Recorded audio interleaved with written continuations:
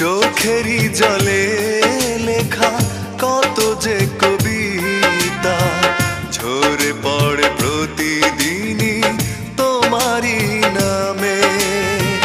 চোখেরই জলে লেখা কত যে কবিতা ঝরে পড়ে প্রতিদিনই তোমারই নামে।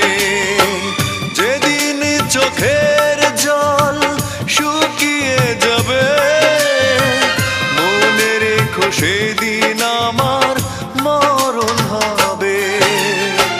চোখেরই জলে লেখা কত যে কবিতা ঝরে পড়ে প্রতিদিনই